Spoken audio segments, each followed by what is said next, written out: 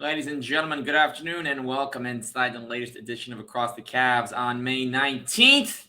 It is the afternoon. It is a quiet day in the NBA right now, but everybody is freaking out about how good Nikola Jokic is and pretending like they never actually knew. A lot to come. We're actually talking Cavs today, so buckle up. Listen to Across the Cavs on Network 216. Boom. Let's go.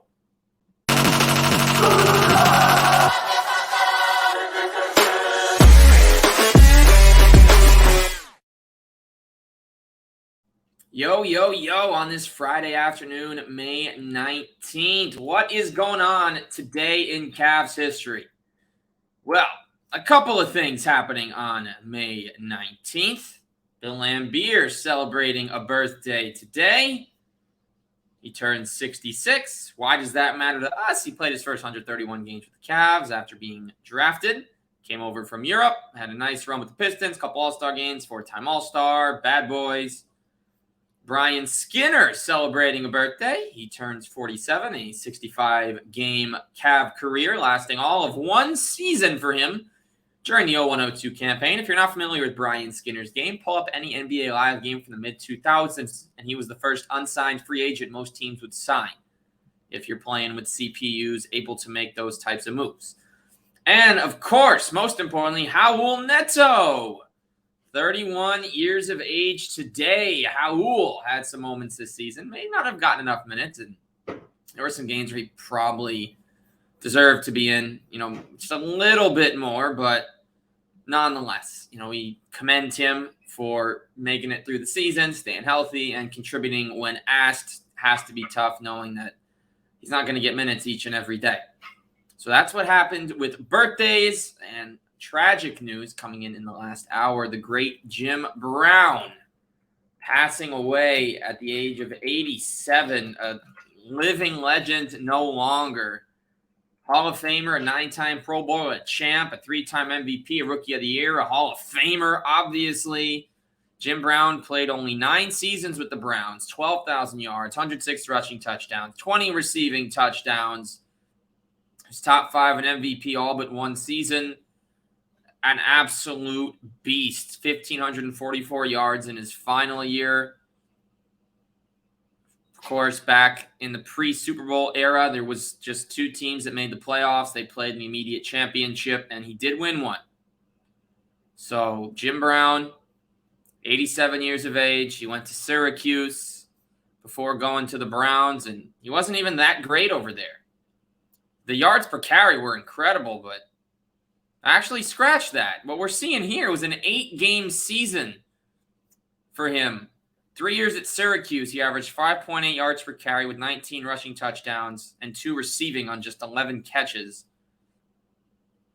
Touched the ball on almost every scrimmage play he was in for. 6 yards a carry and 13 touchdowns over his final season. And that second year, 5 yards a carry, 6 touchdowns, receiving touchdown. An absolute beast. Jim Brown, 87 years of age, just celebrated his birthday in February.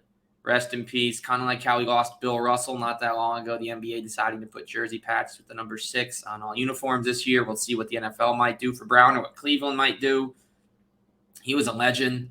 And the reason I mentioned Bill Russell, there's the jersey patch, and there's the fact that as athletes get older and older, we still see them in the spotlight a lot. It's going to be weird. Kind of like, and he was way too young, how we saw Kobe Bryant going to every basketball game, seeing him on social media and everywhere, just existing, being around, staying with the game. You see Jerry West constantly, hope he's okay. Obviously, as guys get older, you never really know. Thank goodness we got Kareem. He was acting in Dave last year. If anyone's ever seen the show Dave, Kareem made a great appearance in season 2. But rest in peace, Jim Brown. Thank you for all that you did. You're a Cleveland legend. You are not going to be forgotten anytime soon. A generational talent that had an unbelievable 9 years while playing for the Browns. All the best, to the family. Positive wishes, positive vibes. Thank you, Jim Brown, for all the moments and the memories. But what we're here to talk about today, there's not a ton going on with the Cavs, but wanted to talk all NBA. It came out last week, late last week, Donovan Mitchell getting a second team nod. We're finding out that Mark Jackson and Lisa Salters, among others, don't even know about Nikola Jokic's game. That's some crazy disrespect, isn't it? Best player in the world, snubbed of MVP, left off Mark Jackson's ballot. Lisa Salters, who I've considered to be one of the best sideline reporters in the league. She's on the A-team on ESPN. She's done a great job for football Monday night as well with whoever the announcers have been over the years, currently Joe Buck and Troy Aikman. Bruh, come on. 2 MVPs in a row, and you're saying after he gets snubbed this year, you don't even know his game, you've never watched him play, you're doing this on national coverage? The disrespect is insane, bro. Nikola Jokic is that player. I wrote a satirical article this morning for a Flashback Friday piece. Remember that time Joel Embiid was better than Nikola Jokic? I don't. The appearances I had on Sports Grid back in February talking about Jokic and Embiid and everything. I said the only way Embiid was going to get MVP is if he started doing press conferences in Serbian and if his team just went on this long winning streak. Neither one of those things happened. He had a 47-18-5 game against Denver in January. That didn't sway voters. Jokic never slipped. Denver never slipped. They were the 1 seed in their conference all season. If this was Major League Baseball, they'd both have their MVPs because AL, NL, blah, blah, blah. Some folks have talked about shifting that because now that everyone plays everyone every year, that's a new thing in Major League Baseball. You play all 29 other teams every season. That you just get rid of the conference MVPs and you just do one. Nonetheless, wow. We'll see. Jokic is the MVP, though. Look what he's doing against the Lakers. Anthony Davis annihilated the first 2 teams in the first 2 rounds of the playoffs. Defensively, offensively. And he's doing the same. But he can't even guard Jokic. And by the way, when was the last time Nikola Jokic shot 4 of 15? AD, 4 of 15 last night. In the closeout game against the Warriors, he was 5 for 9. It seems like there's some games they just don't want to get him the ball. He blocked 4 shots. He had 14 rebounds, 4 assists. Not like he was invisible, but Anthony Marshawn Davis Jr. Just my first time learning that AD is a junior. That he's going to shoot like that, they're not going to win. And I'm going to talk about Mobley and Mitchell in a second. But I have to say, I don't believe in the Lakers. LeBron getting this ring would do wonders for what folks think about him and compare to Michael Jordan. By the way, LeBron in 2 games, we got to just get these numbers out there while I'm saying why I don't believe in them. He's 0 for 10 from 3. He had 26, 12, and 9, and last night 22, 9, 10, 4, and 2. An incredibly full line, but 9 of 19, some costly turnovers, some costly misses inside. He's 38. He's still one of the best in the game.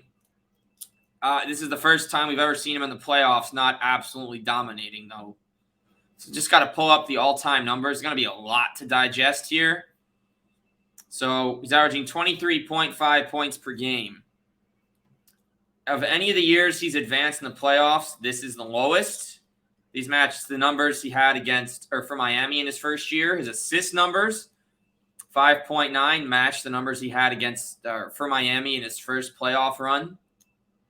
Those 16-17 and 17-18 playoff runs where the Cavs got bounced by the Warriors in the finals, he put up insane numbers. But LeBron, it's not been the best. Look at his field goal percentage and where it's at. It hasn't been exactly inefficient. He's still at 49.4%, but the 3-point percentage, 23.3 is the lowest since the Cavs' 14-15 run. He's shooting 64% on 2s, though, his second highest ever in the playoffs, best since the Lakers' last finals run. Shooting 77% from the line, third best in a playoff run. He's averaging double-digit rebounds for the 3rd time on a playoff run. Believe it or not, even with all the steals last game, a career low, he's averaging his second highest block total. He's averaging a career low in turnovers per game. The second lowest foul number per game. Look, he hasn't been horrible. It isn't like the 05-06 playoff run when he was playing 47 minutes a game, or the 06-07 he was playing 47, or the 10-11 when he was playing 44. LeBron's playing his 3rd ever lowest playoff minutes per game. And look, it's not about just LeBron. Anthony Davis is their best player right now, all things considered. Austin Reeves might be second or third. Some days he does look better than LeBron. Not to sound crazy. D'Lo hit or miss, Schroeder hit or miss, Rui hit or miss, Lonnie hit or miss. Who else is going to step up? If other guys step up, they'll win these close games against Denver. The series is about to shift to Los Angeles. And when it does that, when it shifts to LA, who's going to be there? You know, who's going to step up? Who's going to be the one that does it? Now the Lakers considered the underdog. Can they win? Can they come back? With that, we remind you that you can sign up for Underdog Fantasy using promo code 216. And guess what? When you do that, they'll match your first deposit up to $100. So get to Underdog now. Use our code 216. Get your offer matched. Go crazy. Win some money. Watch these games and pad your pockets in the process. Take your significant other out to dinner. Take yourself on a trip. Go to a game. Go watch a playoff game. Go to a bar. Get your favorite beverage. Do your thing. Underdog can help you get there. So that's my thoughts on this. We got Celtics Heat Game 2. By the way, you may not see the video version of this, folks, until tomorrow, Saturday, May 20th. Audio version will be out right away. So to those watching the video, this was done before Heat Celtics Game 2. And I'm going to go with the Heat again. I like what they did in Game 1. Jimmy was fantastic. Boston has the best players, but Jimmy seems to be the most dominant individual. Tatum, great. Brown, great. Smart, very good. Brogdon going nuts. But I like Miami's heart. Lowry, Bam, Jimmy. They've all been around a long time in this game. Bam, the youngest of the three, but he's had a lot of playoff experience with the Heat, including that last finals run in the bubble. He's got game. He's proven it. Jimmy's capable of doing a lot. There's some nice money to be made if you check those money lines on Miami. The way they handled themselves in Game 1, the shooters shot, the defenders defended. They frustrated Boston enough. They can make their free throws at the end of the game, too. Vincent, Lowry, Strus, Jimmy, Duncan, Caleb, K-Love, any of them. Might I remind you again, there's no shirt to flash today, sorry, that Kevin Love has never lost a playoff series in the Eastern Conference. LeBron hasn't lost an Eastern Conference playoff series, for that matter, since 2010. 4 with the Heat, 4 with the Cavs after that, going to the finals, winning 3, losing 5. Some unfortunate defeats to the Warriors, the Mavericks, and the Spurs. But man, the Heat are tough right now. The Heat are tough. And Donovan Mitchell, by the way, new subject here. Playing golf with one of the Knicks assistants and Dan Orlovsky. People are starting to speculate, oh no, Donovan, no! Don't panic. They can hang out. I'm not panicking yet. What is all this? Donovan's supporting cast did not show up in the playoffs. He didn't either, by the way. But at least with Utah, he got to round 2 a number of times. They're going to be fine. Sixers are about to lose James Harden. The Bucks may lose Chris Middleton and or Drew Holiday.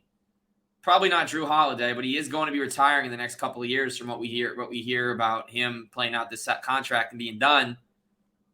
Middleton may walk. Portis may walk. They're going to have some holes to fill likely for next season. We'll see what happens with the Heat. If they can get better, if they pay Strus, they move Robinson's contract, we get Hero back. What happens with them? Boston probably stays where they are. Whether or not Jaylen Brown goes, stays, whatever, they're still going to be an elite team. They'll probably keep Joe Mazzulla, but if they fall short of the finals, could you see a situation where they try and bring in one of these veterans instead? Ime Udoka already got a new job after 1 year out, spend indefinitely. Houston Rockets, he represented them at the lottery as well. We'll see how things go. Made sense he had to get out of Boston. Does he deserve a second chance at coaching in the league? That is for someone else to say. I'm not going to comment on that.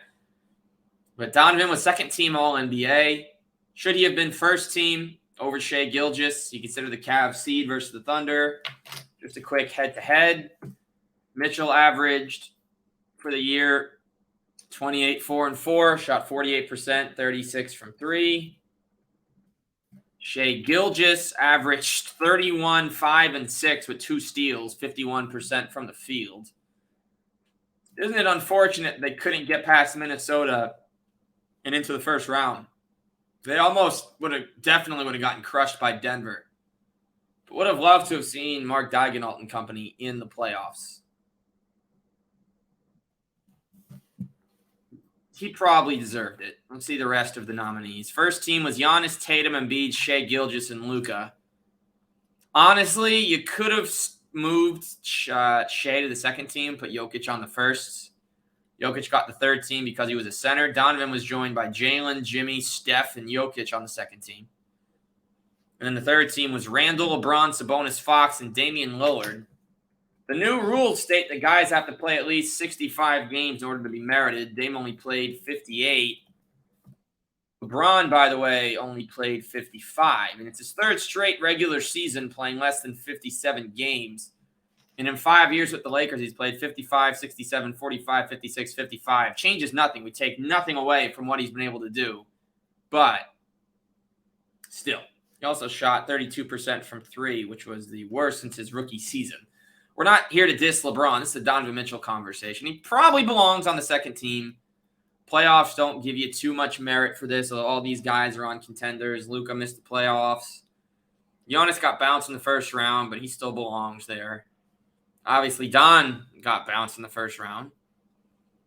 Sabonis and Fox getting their due. They absolutely belong on the All-NBA team. De'Aaron Fox, best clutch player in the game. I'm excited about the Mitchell future. Ignore those Knicks whatevers. He's staying. I think he's here for the long haul. We'll have to figure out some other things salary-wise because of all these new penalties that are going to come. It's not just luxury tax. You're actually losing pieces and you're losing picks. So you just got to maximize your windows. You can't just keep everybody you want happy forever with a certain amount of money. And on the Evan Mobley front, that man is an all-NBA first-team defender, and it is darn sweet that happened. Awesome. Awesome, man. 21 years old. Youngest all-NBA first-team defender. DeJounte Murray in his second season at all-NBA second team. Then he tore his ACL, missed the season. Look how he's come back, by the way. He's not the defender he may have been, or at least not to the voters of these awards. But man, Evan Mobley, youngest first-team All-NBA defender. Shot blocking machine, rim protector extraordinaire, hands in the passing lanes. And not even in the blocked shot category. How many shots he denies is that last line of defense. Guarding the perimeter so effectively. Shutting down Julius Randle in the first round. Easy to forget, given that we lost in the first round of them in 5 games. But man, was he good. Both of them deserving of their statuses there. To get an All-NBA player not named LeBron or Kyrie is very cool in this day and age for the Cavs. We still don't know if the Mitchell trade was worth it yet, given the first-round exit. We'll see next season. They should be back in the playoffs, barring the unforeseen.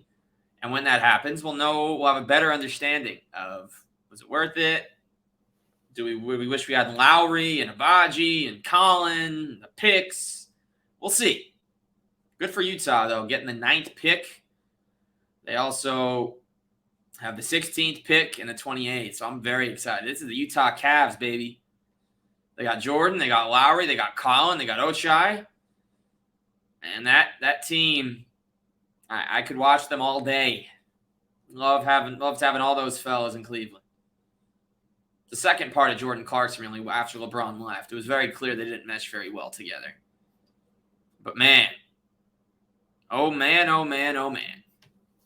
Can't wait. Can't wait for next season. Shout out to Evan. Beast. Don, beast. Not going to weigh in too heavily here on the coaching carousel, but I will say this. Nick Nurse, Mike Budenholzer, Monty Williams, Doc Rivers, maybe not Doc Rivers, are all available. They've all got significant playoff experience. Getting there, doing things. JB has not advanced in a playoff series before. Just looking at what he's done, his coaching resume. Got into the NBA as an assistant at 25 with his dad. After 12 years as an assistant, he coached the Rockets for 71 games in 15-16 after an early Kevin McHale firing. 1-4 in the first round. This is his first playoff appearance since. 1-4 in the first round. Once as an 8 seed, once as a 4. He was top 5 in Coach of the Year voting 2 years in a row. He's been the coach since February 19th of 2020. So we'll see how much time he gets. I don't expect the Cavs to fire him to bring in one of these vets. But if they had to, I'd have to want Monty Williams here. He's got the best background of any of these coaches. Imagine a Mike D'Antoni offensive system, too. He's available as well. I would say at this point, you should keep JB. Give him a little time next season. If it doesn't work out, but perhaps you bring in a new assistant coach to, well, you don't want to go over him or against him. But would Greg Buckner be ready?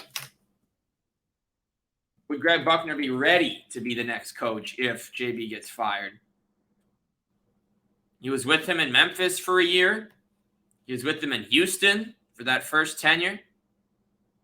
Well, he was head coach. And he was his first-time associate head coach this past season, his third with the Cavs under JB.